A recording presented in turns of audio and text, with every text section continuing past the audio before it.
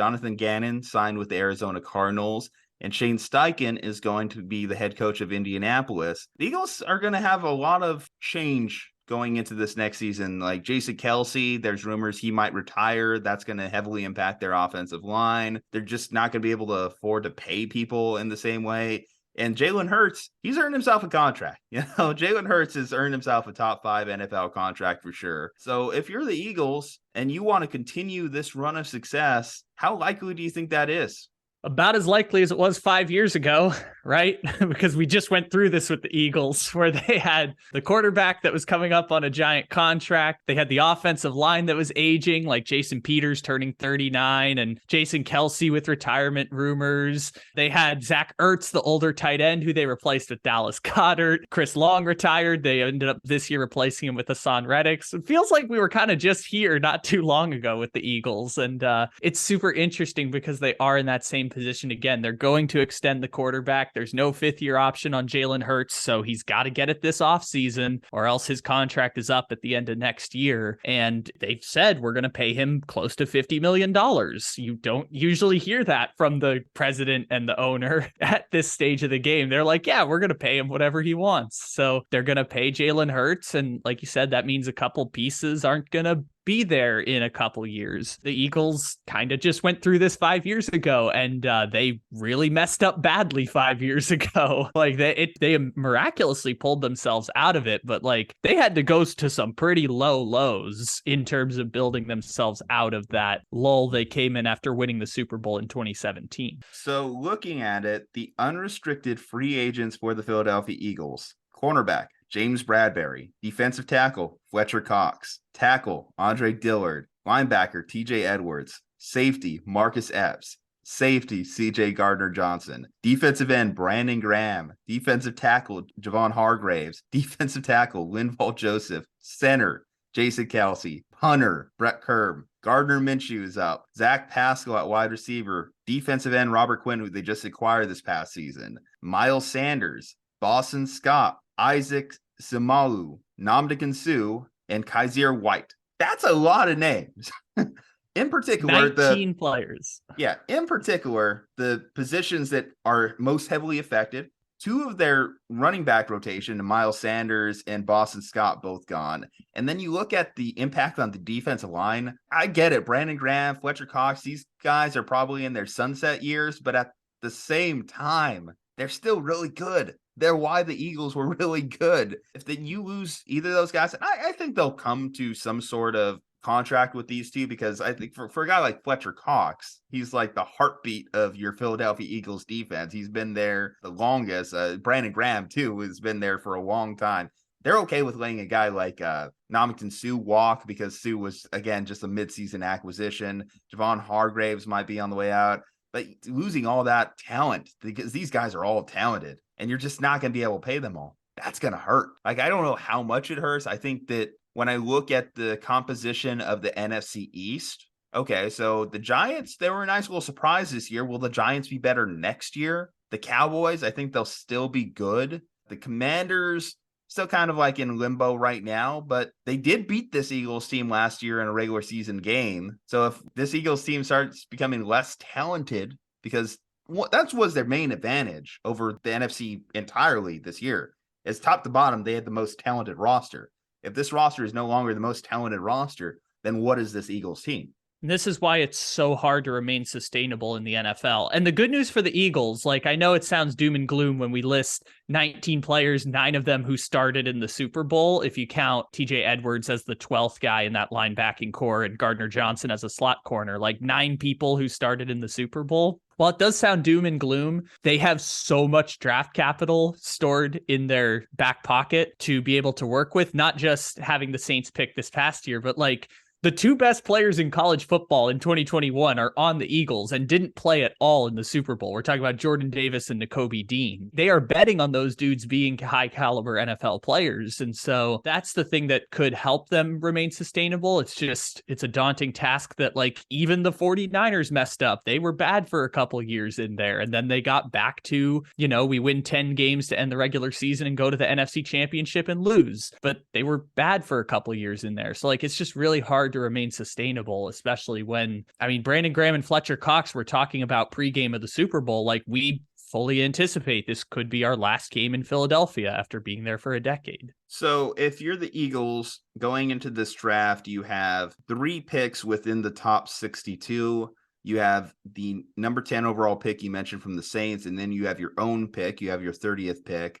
They don't have any picks in rounds 4, 5, or 6, but they do have 2 7s. So that's currently what the Eagles have draft-wise. Given that you do have to reload at so many different positions with that number 10 overall pick, do you stay at that pick, or do you consider trying to trade down and get more assets to fill in the holes in your roster that you're going to have after this offseason? They've done it twice now. They just keep trading back. They traded back from 6 to 12 to get Devonta Smith, and the Dolphins could get Jalen Waddle. They took that first round pick and they traded back again with the New Orleans Saints last year. So they have this pick because they've traded back each of the last 2 drafts. And if the right offer's on the table, sure, trade back. People spend way too much money on their top draft picks because, like in the Saints case, they gave up 2 first-round picks for Chris Olave. Love Chris Olave. Don't think he's worth giving up 2 first-round picks for, even on the rookie contract. So whatever the situation is, I'm sure Howie Roseman has earned the benefit of the doubt in that circumstance. And the thing that happens when you subtract those players and you get younger is more of the burden falls on the stars. And in this case, the stars is one's particular star, which is Jalen Hurts. And I mean, as great as we think Jalen Hurts is, we recognize that growth that Jalen Hurts saw this past year was a byproduct of a lot of talent being around him, the right offensive system to his skill set, and putting him in positions to succeed so that he could put up one of the great Super Bowl performances of all time, which I point out, Nick Foles in his Super Bowl had 373 yards, 4 touchdowns, 1 turnover. Jalen Hurts in this Super Bowl, 374 yards, 1 more yard than Nick Foles, 4 touchdowns, 1 turnover. They basically played exactly the same game. Well, let's ease up on the Nick Foles, Jalen Hurts comparisons. Beyond that, they are not the same player. No, not at all.